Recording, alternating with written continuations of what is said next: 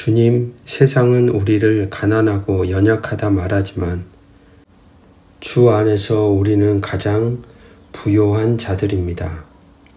세상의 위협이 우리를 둘러쌀 때 오직 주의 신실하심을 붙잡게 하소서.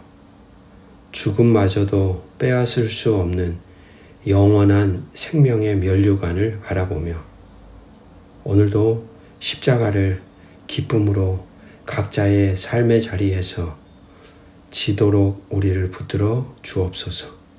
주 예수 그리스도 이름으로 기도합니다. 아멘. 오늘 우리에게 주시는 기록된 하나님 말씀 요한계시록 2장 8절에서 17절 말씀입니다. 제가 낭독해 드립니다. 서머나 교회의 사자에게 편지하라. 처음이며 마지막이요 죽었다가 살아나신 이가 이르시되 내가 너의 환난과 궁핍을 알거니와 실상은 내가 부요한 자니라. 자칭 유대인이라 하는 자들의 비방도 알거니와 실상은 유대인이 아니요 사탄의 회당이라. 너는 장차 받을 고난을 두려워하지 말라. 볼지어다 마귀가 장차 너희 가운데에서 몇 사람을 옥에 던져 시험을 받게 하리니 너희가 10일 동안 환난을 받으리라. 너가 죽도록 충성하라. 그리하면 내가 생명의 관을 너에게 주리라. 귀 있는 자는 성령이 교회들에게 하시는 말씀을 들을지어다. 이기는 자는 둘째 사망의 해를 받지 아니하리라. 버가모 교회의 사자에게 편지하라. 좌우에 날선 검을 가지신 이가 이르시되 너가 어디 사는지를 내가 아노니 거기는 사탄의 권자가 있는 데라. 너가 내 이름을 굳게 잡아서 내 충성된 증인 안디바가 너희 가운데 곧 사탄이 사는 곳에서 죽임을 당할 때에도 나를 믿는 믿음을 저버리지 아니하였도다. 그러나 너가 두어 가지 책망할 것이 있나니 거기 너에게 발람의 교훈을 지키는 자들이 있도다.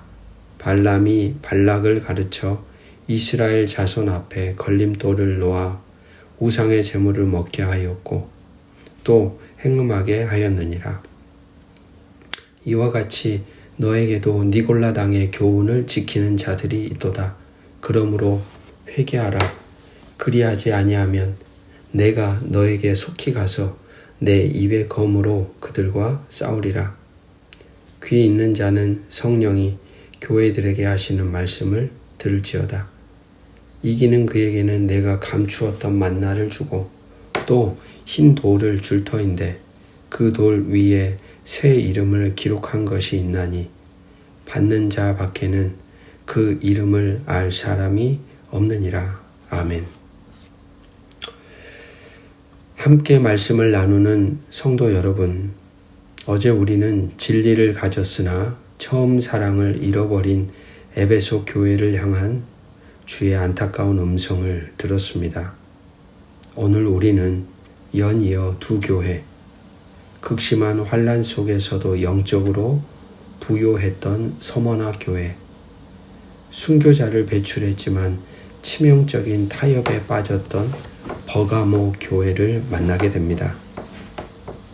이 두 교회의 모습을 통해 오늘 우리의 신앙을 비추어 보며 주의 칭찬과 책망 앞에 정직하게 우리가 섰으면 좋겠습니다.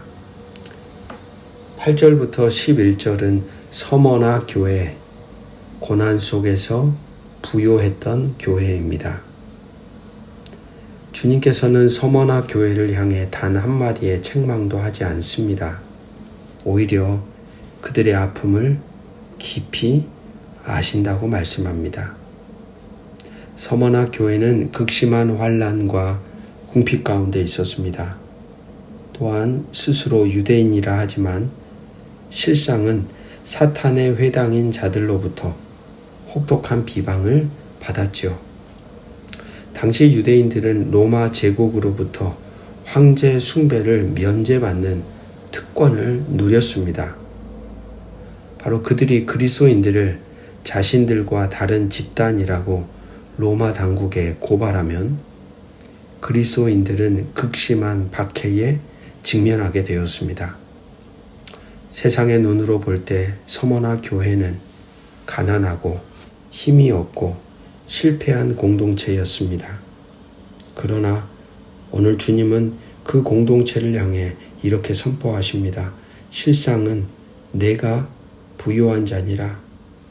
주님은 그들에게 10일 동안 환난, 즉 짧고 제한된 고난이 있을 것이나 죽도록 충성하면 영원한 생명의 관을 주겠다고 약속합니다.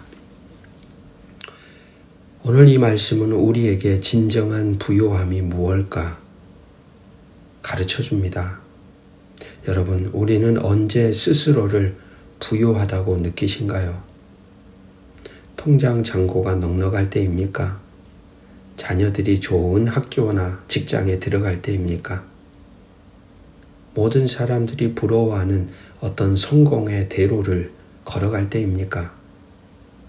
주님은 세상의 기준을 완전히 뒤엎으십니다.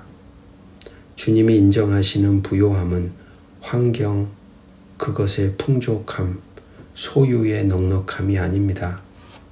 어떤 환난과 궁핍 속에서도 흔들리지 않는 믿음의 풍성함입니다. 기억해야 할 것은 주께서 서머나 교회의 믿음을 인정하셨지만 그들의 고난을 즉시 거두어 가지 않으셨다는 사실입니다. 그렇습니다. 믿음은 고난의 면죄부가 아닙니다. 오히려 이렇게 생각해야겠습니다. 믿음은 고난을 뚫고 나아갈 힘입니다. 오늘 우리 삶에 고난이 있습니까? 낙심하지 마십시오.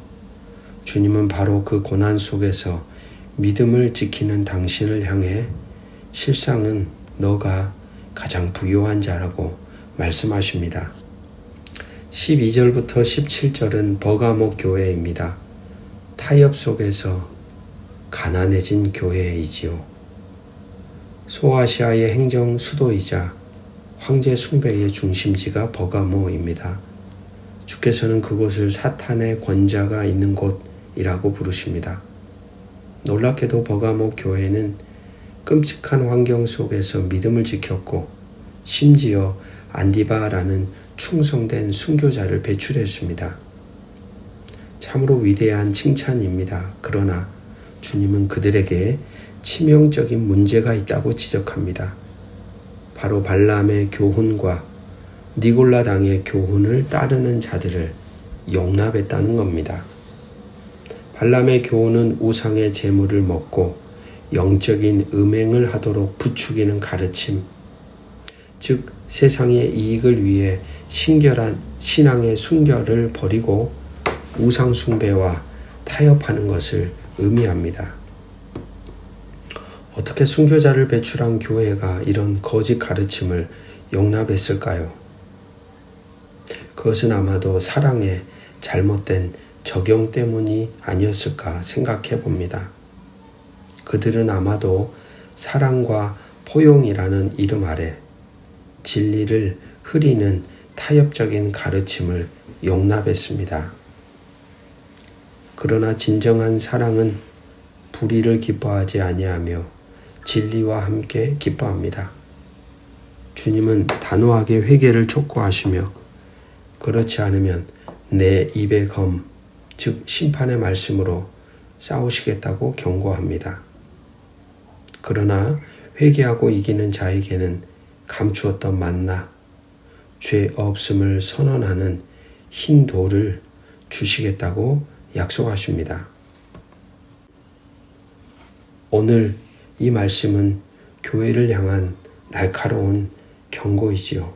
우리는 관용과 포용이라는 이름으로 세상의 가치관과 비성경적인 사상들을 무분별하게 교회 안으로 끌어들이고 있지는 않을까요? 이 정도는 괜찮겠지 하는 작은 타협이 공동체 전체를 병들게 합니다. 버가모 교회는 우리에게 진리를 지키는 것과 사랑으로 포용하는 것 사이에 거룩한 긴장을 가르쳐 줍니다. 진리 없는 사랑은 방임이 되고 사랑 없는 진리는 폭력이 됩니다. 오늘 우리 안에 있는 작은 타협의 누룩을 발견하고 주님의 말씀의 검 앞에 정직하게 서서 회개함으로 주님이 주시는 하늘의 만나와 거룩한 백성이라는 새 이름을 받아 살아가는 우리 모두가 되기를 간절히 소망합니다. 성도 여러분, 오늘 우리는 정반대의 두 교회를 보았습니다. 서머나 교회는 세상적으로는 모든 것을 잃었지만 믿음 안에 가장 부유한 교회였습니다. 반면 버가목 교회는 순교의 영광을 가졌음에도 불구하고 진리를 타협함으로 영적으로 가난해져 가는 교회였습니다. 오늘 주님은 우리에게 물으십니다. 너희 교회는 어떤 교회가 되기를 원하느냐? 세상의 풍요가 아닌 환난 속의 믿음을, 세상과의 타협이 아닌 진리 안의 순결을 선택하는 것이 참된 승리의 길입니다.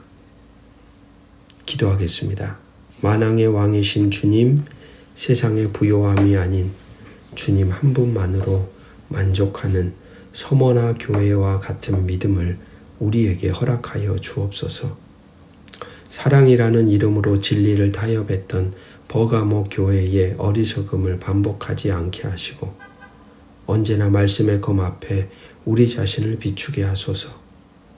고난 속에서도 흔들리지 않는 믿음으로 주님이 주시는 생명의 면류관을 바라보게 하시며 세상이 줄 수 없는 하늘의 만나와 거룩한 백성이라 칭함받는 은혜를 누리며 살게 하옵소서. 예수 그리스도의 이름으로 기도합니다. 아멘.